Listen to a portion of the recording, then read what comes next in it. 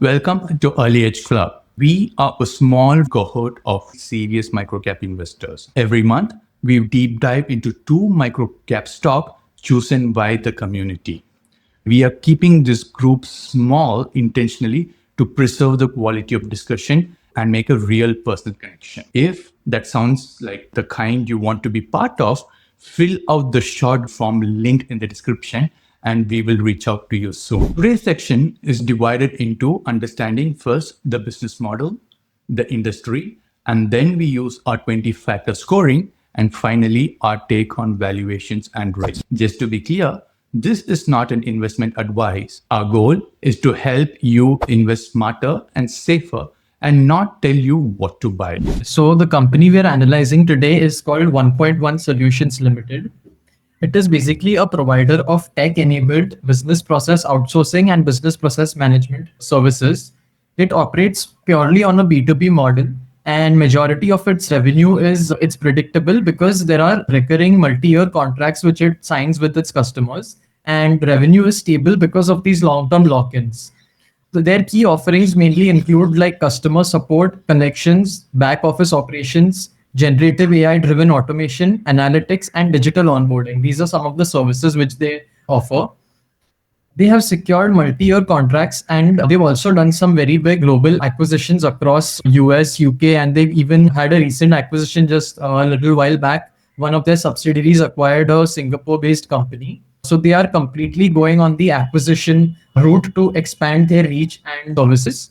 And post 2022, they basically saw a strong pivot. So they changed their entire, they improved, I would say, they improved their business model from traditional BPO services to integrating more of AI and robotic process automation, which is RPA. They started leveraging on their AI capabilities to integrate these into their existing service offerings. And so basically, that's what they majorly did. And they are focusing on deep tech integration into their existing offerings and AI driven transformation. So these are some of their existing clients within India and globally. So I'll just let you have a look at it. Many big names like many banks, SBI Life, ICICI Bank, Kotak, SBI Card, many big brands, TVS, Jaguar. And apart from that, there are also some international clients in America, Europe, APAC, etc. Basically, this is how they've evolved in their journey. Initially, they had established themselves in the banking, financial services, and insurance industry. Apart from healthcare, fintech, etc., they started out through the traditional BPO route. After which, in phase two was where they launched their agentic AI platform. So the AI platform itself executes tasks which earlier were being implemented by the humans. So now AI took over those certain tasks, and this gave them improvement in their margins because majority of their operating expenses do come from employee costs. So they cut down those employee costs over there, and it also helped them in market penetration and in existing and new accounts. And the third phase was where they use deep tech AI platform. Nowadays, one of their offering includes no code or low code kind of platforms, which empowers businesses to build custom AI solutions without the need for coding anything. That is one of their offerings. And apart from that, there's also code generation, which offers rapid scaling and customization. Coming to their business segment breakdown, they don't publish exactly how much revenue comes from each of these segments, but these are their overall service offerings. So basically, they offer BPO. Of course, now it's integrated and more advanced. So they offer BPO services integrated with AI, etc. And knowledge process outsourcing. So that is like medical record summary, billing summaries, and recruitment support. They also provide other IT services like service and network management, software development, data analytics, etc. There's also tech and transformation. So as I mentioned, robotic process automation. So that is like exactly how AI is executing the tasks which are earlier being executed by humans. And generative AI, chat GPT, they are basically building up on all these services and providing and servicing their clients. And other than that, they are also providing data analysis. They have domain independent platform that gives them strategic insights from any data set which the client provides them. And it also helps them create important reports. And they have a global presence. So across India, US, Singapore, UK. And e-commerce contributes around 30% of their clients, and banking, financial services, and insurance is another 19%. So predominantly around 50% comes from these two sectors. So there is some kind of sector concentration in their customers. And the rest are around 10 to 12% fintech, consumer durables, healthcare, manufacturing, and the rest 2 to 5% come from legal, construction, and energy utility sectors. And their client split is mainly 40% of their clients come from India, 30% America, 20% APAC, and 10% Europe. Now, talking about the management overview, so the management does possess extensive experience and their education in this field. So they are mostly engineers and business management graduates, most of them. However, there was a legal issue which this company and its management was involved in 2021. So basically, what happened was that there were fake invoices generated to claim input tax credit worth rupees 9 crores or something, more than 9 crores. This was a very big issue which they were involved in. And in fact, both of these, the CEO and CFO, which you can see on the screen, both of them were actually even arrested for a short while, but later released. They were not bail. And 20% of the promoter holding is currently pledged. So there were certain governance issues, etc., and legal issues which I noticed in the company. So we should definitely keep a lookout for that. But overall, in terms of qualifications, they do seem qualified, but the past issues which they've been involved in should not be overlooked. Now, coming to the industry analysis, so the global business process outsourcing market is around 300 billion in 2024, and it is projected to reach 525 billion by 2030, growing at a CAGR of 9.8% from now till 2030. And North America is the largest market, which contributes over 40% of the revenue market. But the main service delivery and employment is focused in Asia Pacific region, which is India and Philippines mainly. So these two countries dominate employment and service delivery. And some of their key competitors are basically global business process management leaders like Accenture, IBM, Cognizant, Wipro, Infosys, all these guys. These are very big and established players, both in terms of reach and brand. And there are other India focused firms. So these are relatively smaller, like a Force Source. And apart from that, there is also competition from emerging niche RPA or AI led platforms like Automation Anywhere. And there's also another one called UiPath. These are specifically focused on exactly providing RPA and AI led sort of services to their clients. And apart from that, also, if there is a very large client, then they'll definitely have their own in-house department to handle their work. That's mainly their competition. Talking about their niche, so basically, digital transformation of their entire customer engagement and workflow is what this company focuses on. Apart from that, it also provides analytics and an omni-channel delivery. And their key trends in the industry includes automation. As I already mentioned, no code, low code platforms. So without any major coding, clients can generate their own platforms. Then there's AI integration into the traditional BPO model. And basically, the importance of the traditional call center or BPO service skills is now declining due to the introduction of AI. So most of the work that initially was being done by humans is now being taken over by AI. So there's definitely a strong shift in the industry going on. Talking about historical performance, their past 8-year CAGR has been 13%. This was despite a major fall in their revenue in Jan 20 and 21. I'm sorry, this should be March. And this was mainly because of COVID. I'll be covering that in the 20 factor model. And their 5-year CAGR post COVID has been 15%. So that has been they've seen a very good revenue growth. Relatively, their profits have been stable. If you see the chart here, despite the major crash of revenue, like instead, apart from these 2 years, mainly their profitability has been quite stable. And 50% of their revenue growth in FY25. This happened mainly because of new acquisitions and significant contracts which they signed with global players and a strategic pivot to AI and automation led services. Now, talking about the future outlook. So here you can see that they've mentioned in their PPT that in the past they were providing mainly domestic BPO services, and they had 35 clients and around 3,500 full-time employees. And currently they are involving more of their tech-based transformation and analytics and generative AI services into their existing industry. And they have a new sales team in United States. Apart from that, they've also done a recent acquisition of a company called IT Cube, and they attended the customer contract week in Vegas and New Orleans.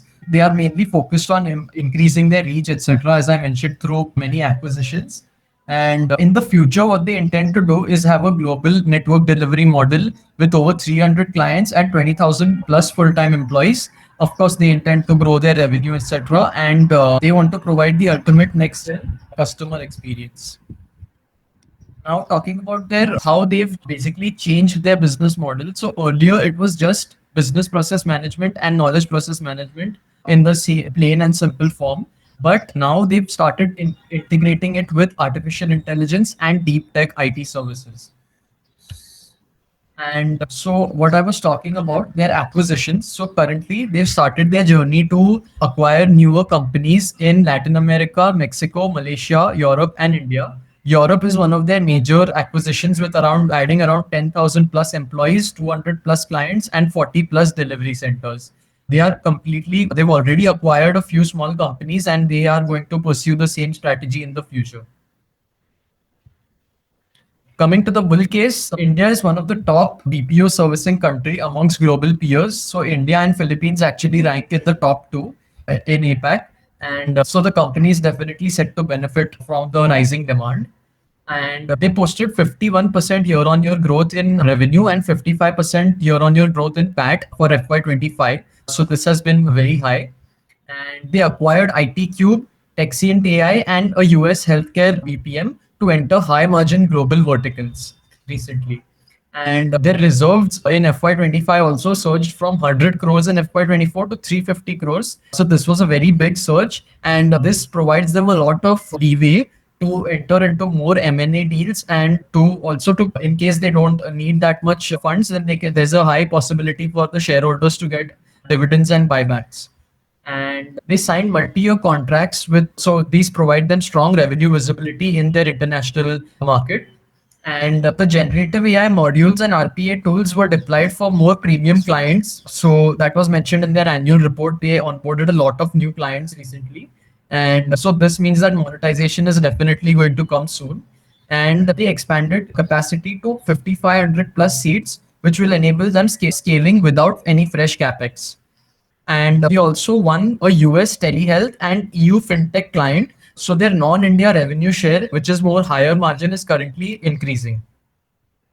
Now, talking about the bear case, on the charts, it showed that recently a death crossover had just taken place. So the 50-day moving average has just crossed the 200-day moving average from above. So this indicates an overall bearish technical sentiment.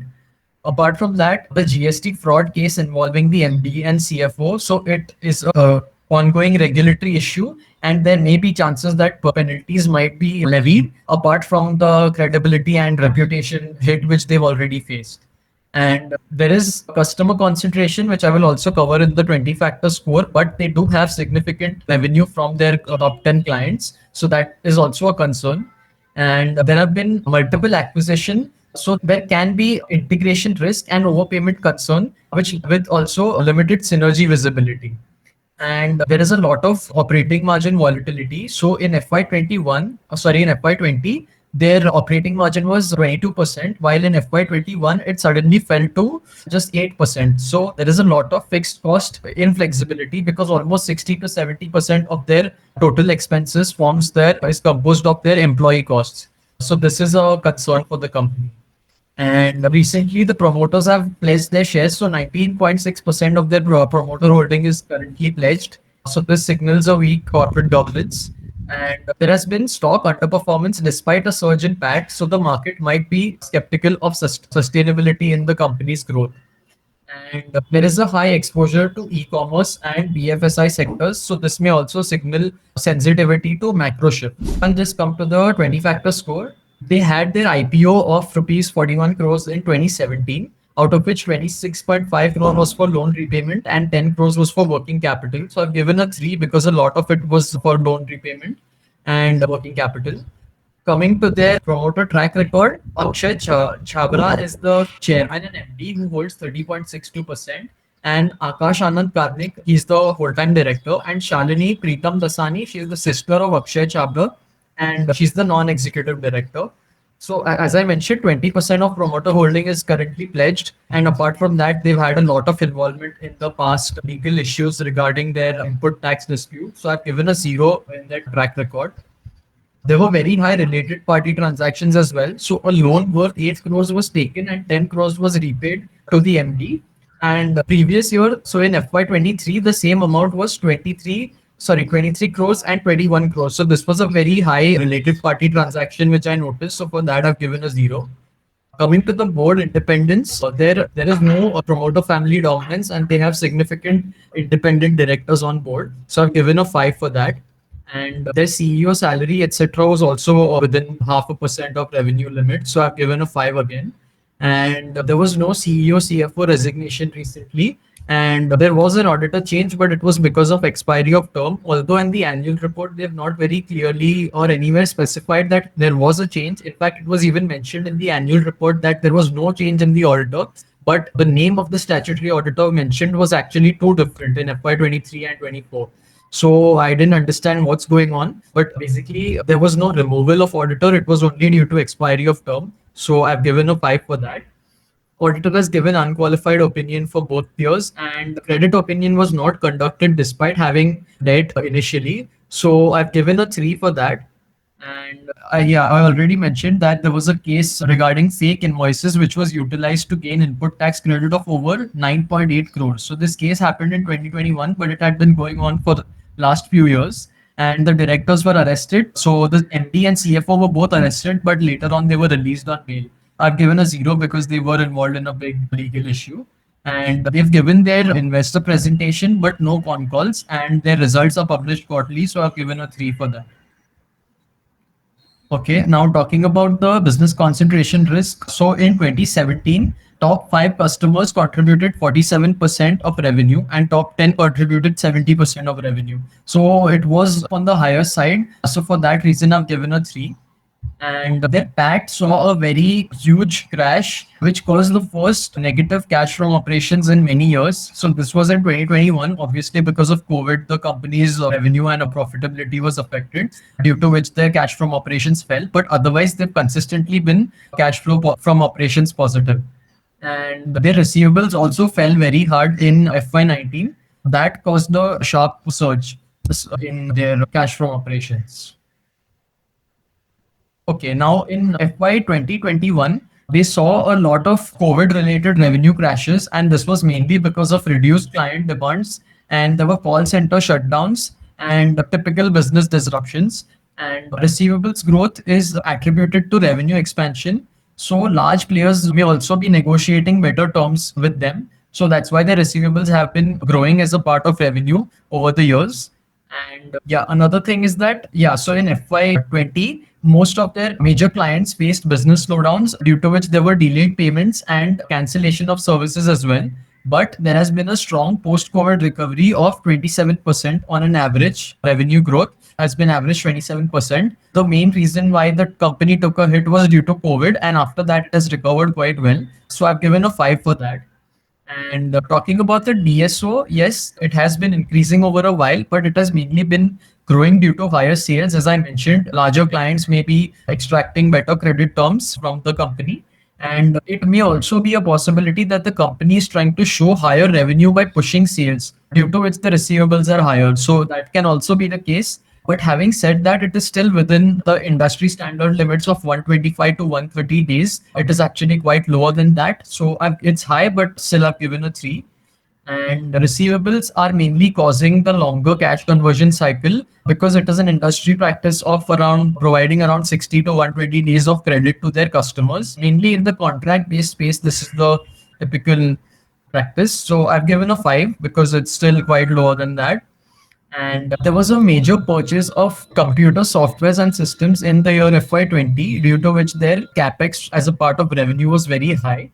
And but the same thing in FY22, there was a very high sales in computer systems of around 20 crores. And the purpose they mentioned was for asset rationalization and improving their efficiency, and to invest the proceeds into more AI based kind of futuristic solutions. So there was a huge sale in FY22, after which actually their fixed asset turnover doubled from the existing levels. And low asset turnover, they have a relatively low asset turnover considering that it is a company which is operating in an asset light industry in general, unlike a manufacturing company. Considering that, I thought their asset turnover was relatively low. So for that reason, I've given them a 3. And talking about debt equity, they have low debt as of now. And even in the past, their debt has mainly been short term debt and some lease liabilities which they owned. And they've always had more than enough coverage for their interest. So I've given 5 for that. And liquidity position is sufficient as per the industry average of 1 to 1.5. It is more than that. So I've given a 5. And ROCE, ROE, they were very high earlier in 2017 because their capital base and equity base was extremely low. But after their IPO in 2017, it was moderated to 22 to 25. And post that, they've been steady around 15 to 25%. So I've given a 5 for that. And in FY 2021, they mainly saw a COVID related profit crash because, as I mentioned, they have very high fixed cost and there was low capacity utilization in COVID. And along with that, they also had to incur additional cost for work from home infrastructure, due to which the revenues fell here in March 20 and 21. And but after that, revenue has seen a strong growth. So they've recovered well from the COVID lows. And PAT margin has also been improving. It was 3% in March 22 and it climbed to 13% in March 25. So PAT margin has also recovered quite well. So I've given a 5 for that. And the overall score is coming to 73. Mainly it is low because of all the corporate governance issues. But otherwise, I thought their financials were relatively strong. When you took through the fakes invoices that they generated, the first thing that flashed in my mind was the Satyam scam. Not relating both, but yeah, it is good to be careful. They have grown aggressively. Kudos to them. But these small corporate governance red flag issues would raise, you should raise your antenna in terms of you have that doubt whether it is genuine or not, but they have a lot of marquee clients under their banner and they are moving up the value chain. They've done a lot of acquisition.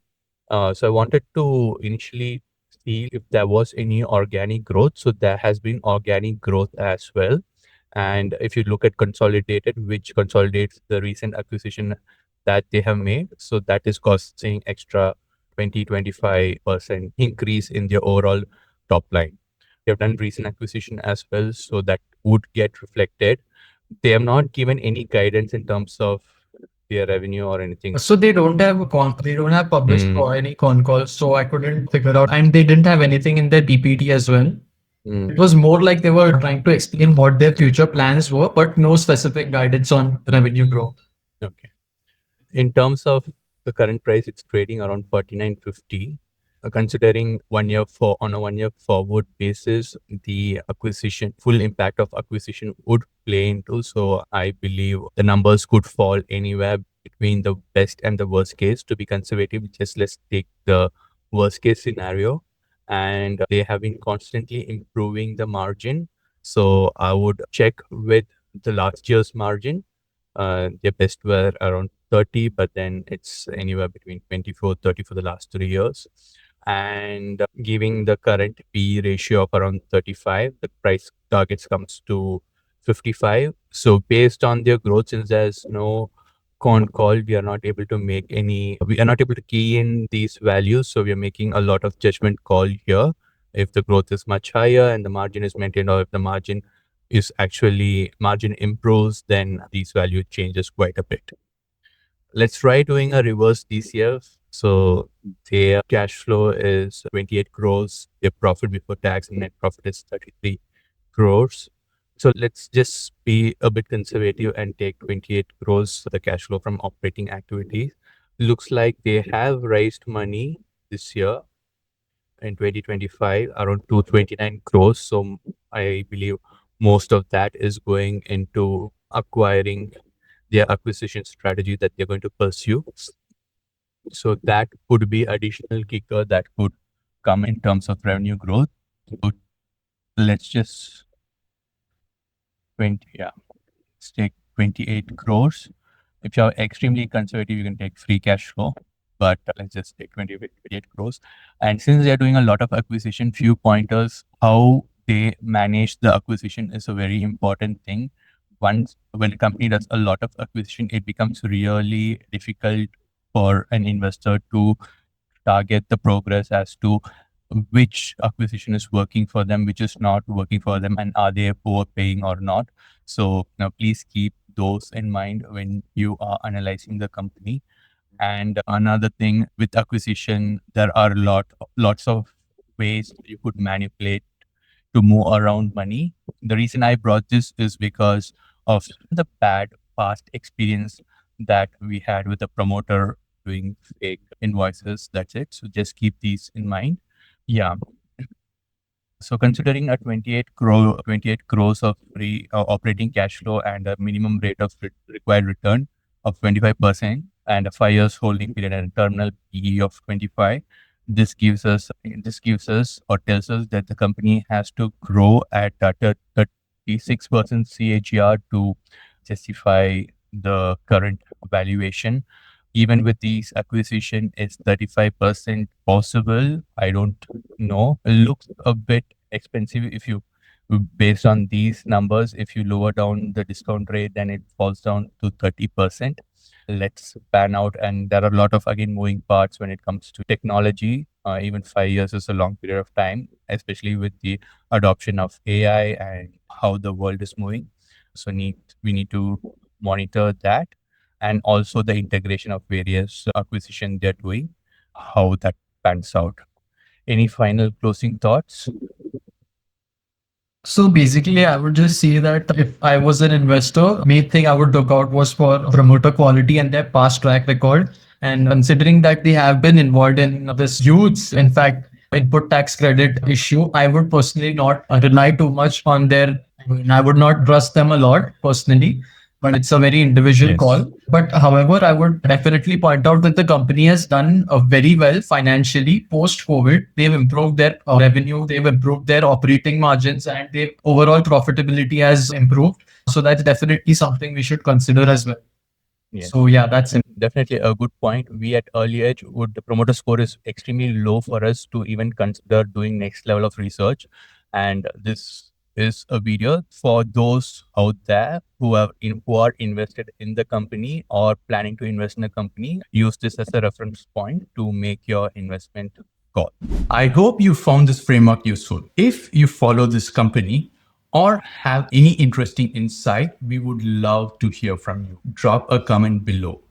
If you have scored this company using our 20-factor scorecard, feel free to share your score and how it compares with ours. If you found this useful, consider subscribing and also check out other videos where we break down more microcap companies and SME companies. If you are interested in joining our small research first cohort, the link to apply is in the description below. Thank you for watching, and we will see you in the next one.